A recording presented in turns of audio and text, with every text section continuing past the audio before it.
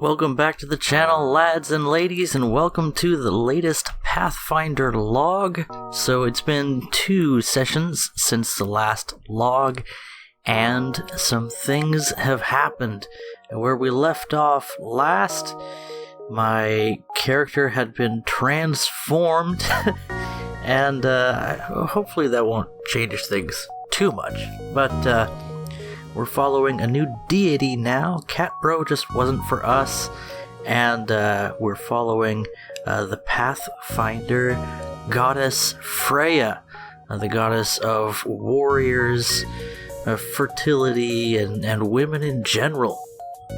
Anyway, that awkward subject aside, we'd left our characters about to face some hellcats that were devastating an otherwise peaceful village, destroying it night by night. In the morning, we found the trail of the hellcats. They had been taking different paths to attack each section of the village individually, and we knew where they were likely to head next.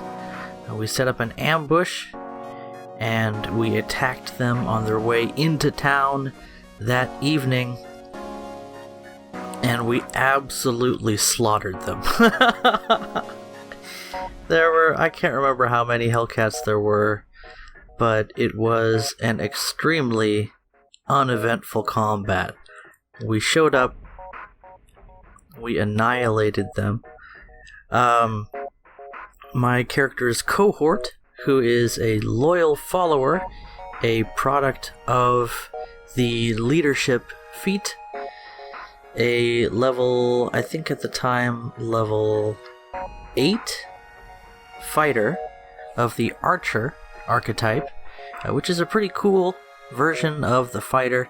It's nice to see a build that gives some advantages for using a bow. So this archer, his name is Midoriyama, Captain Midoriyama, and he's very deadly. He had the opportunity to roll his first attack of the campaign, and it was a critical hit, and he did massive amounts of damage. If he's fighting monsters with a reasonable armor class for our level, then he can deal upwards of 100 damage in a round, which is pretty nice for a fighter. I think you'll agree. However, because of how strong David's character is specifically, and also mine, especially with leadership and all of the other cheese that we have available to us, we don't tend to fight monsters with an armor class around our level, so he's going to have a harder and harder time hitting things, but at least he has lots of opportunities to attack. Moving on from there, we completed our quest to rescue that village from hellcats, and on our way back to town, we encountered some fantastic monsters as well. In fact, we were ambushed by something that's like, it seemed like an incarnation of death itself, practically. It kind of made me think that the DM was mad at us. But no, it was some sort of fey assassin, and thankfully it did not use its strongest ability, but even so, it was a little bit more tricky of a foe to take down, until Wisdom stopped buffing himself, and the party, of course, and waded into combat in his dragon form, and then that was pretty much that. Having a permanent shapeshifter effect is, or shape change, is pretty overpowered. So, where do we go from there? I talked about my character's desire to to put down roots in the world and do more than just kill monsters, but to really become a force for good in the community. And that took form in a conversation that I had with the Vagrant King. So, the Vagrant King is someone we talked about a few sessions ago, and he shows up every now and then.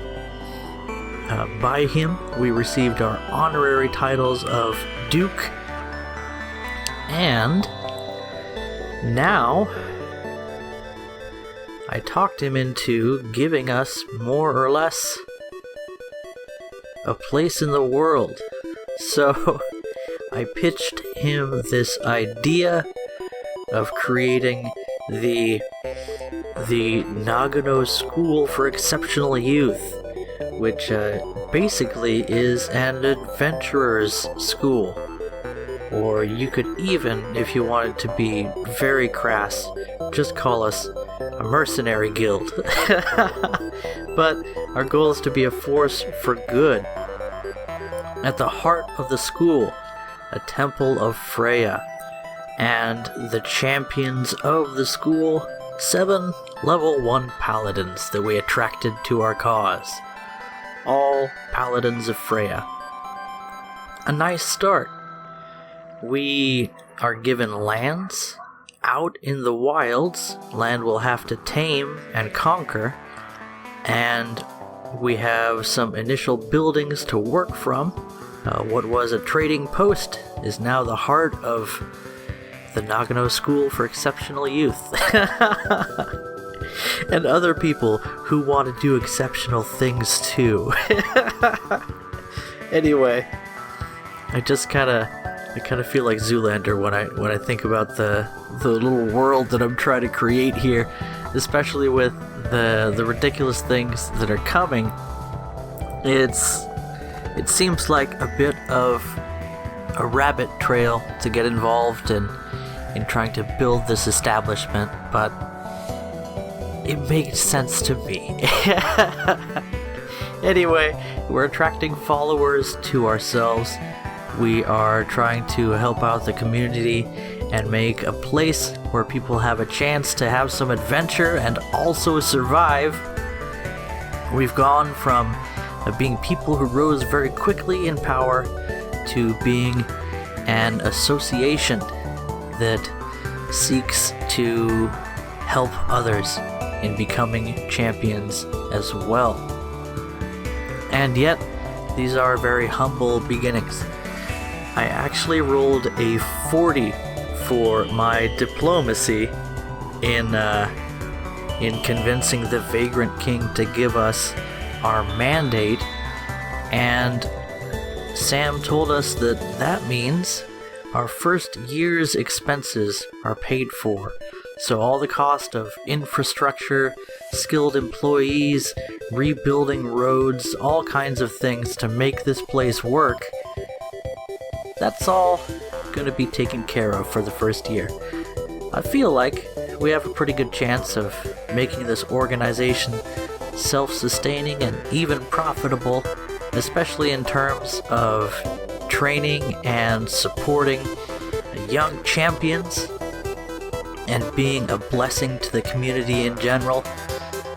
But first, we have a lot of wilderness, and frankly, there's not a lot of things that my character and David's character are especially good at, other than striking down stinking evil. So while everyone else is constructing and instructing, learning, building, and making a place, David's character and my character go hunting. Hunting for the strongest monsters in the area, so if we can take them down, maybe we can suppress the area a bit and make things a little bit more safe for the people that we're in charge of now. We found some evil. First off, 3 giant devils. These are Let me get this right. They're infernal creatures. They're sort of, well, they're devils, obviously, and giants to boot. Things that could be quite terrifying. Except they don't have a super high armor class. And at this point, I'm riding on a Flame Drake. My cohort, who is an extremely skilled archer, especially for his level, is riding on another Flame Drake that we've tamed. Their names were, what was it? Bowsette, and what was the other Flame Drake named? I can't remember. But anyway, dragons, essentially. So we can fly. We have flying mounts, I should say. They can also spit fireballs. Capital! And David's character can turn into pretty much whatever he wants, but there's nothing better than a dragon.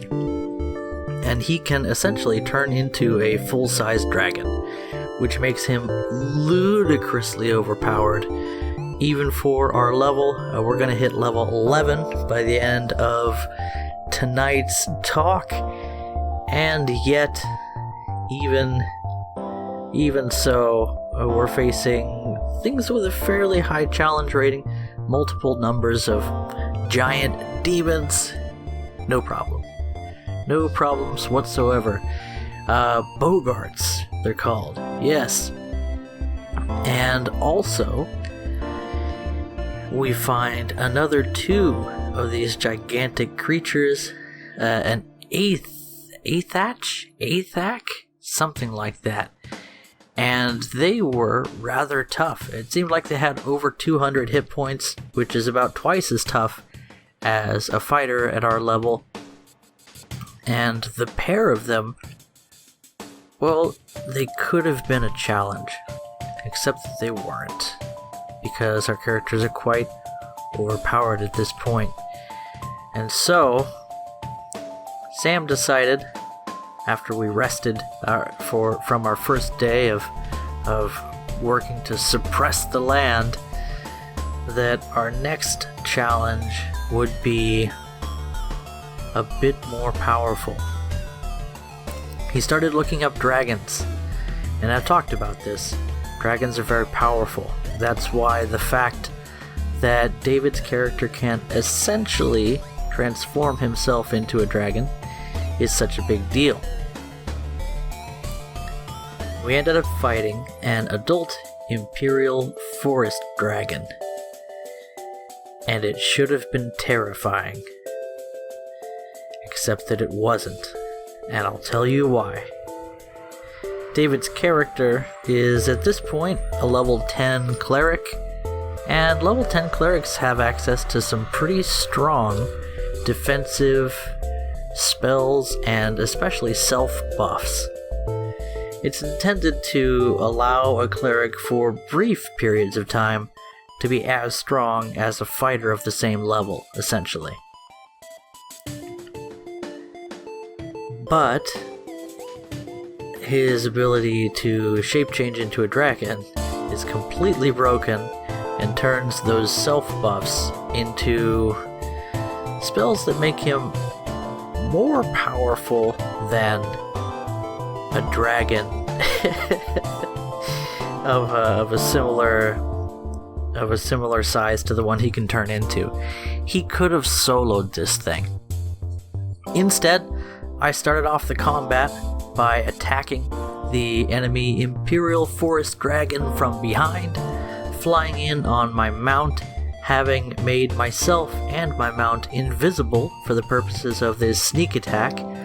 I targeted the evil dragon with my Smite Evil ability, cruised in, and dealt a whopping 24 damage. That's a big amount of damage for a single attack, but not compared to the potential that David's character has, which is just ridiculous now.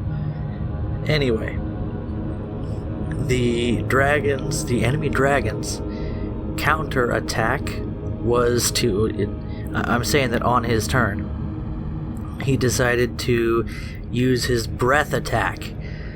My character managed to make the saving throw, so no worries there.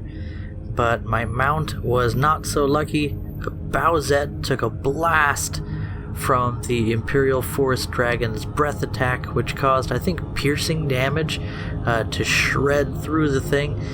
Something like an explosion of stones or whatever, but it was nasty.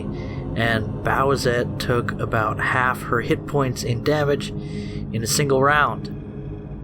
I was quick to apply my Lay on Hands ability to heal my mount a bit as soon as possible. But first, David's character, having already cast a few self buffs and party buffs, waded into combat and started going toe to toe with this Imperial Forest Dragon. He didn't even need us. David's character, Wisdom, could have handled that dragon on his own.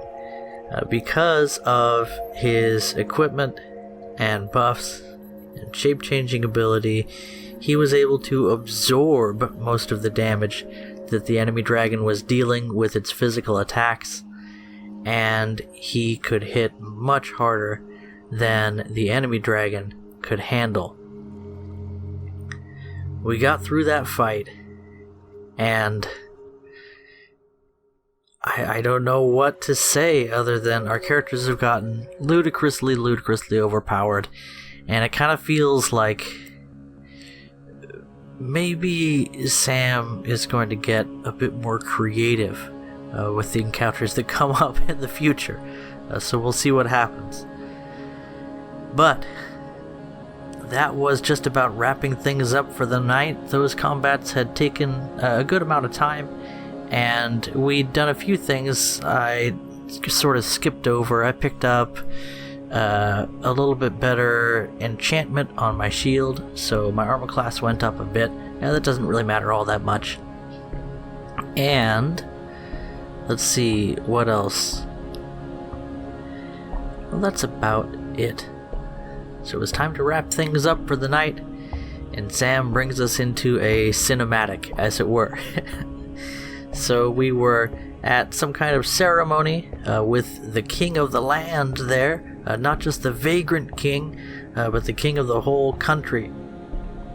And as my character was standing at the podium to address the crowds for whatever special occasion this was, maybe we were being recognized as official dukes instead of just honorary dukes. Official nobility with a mandate and power to make a difference in the world. It doesn't really matter what the occasion was, because lightning pierces the sky, a storm out of nowhere. The clouds swirl, opening a portal to another realm, and a truly humongous hand that appears like a cat's paw, fingers reaching out, topped by golden claws, and snatch my character up from the ground and carry them away. That'll be the beginning of a break from this campaign.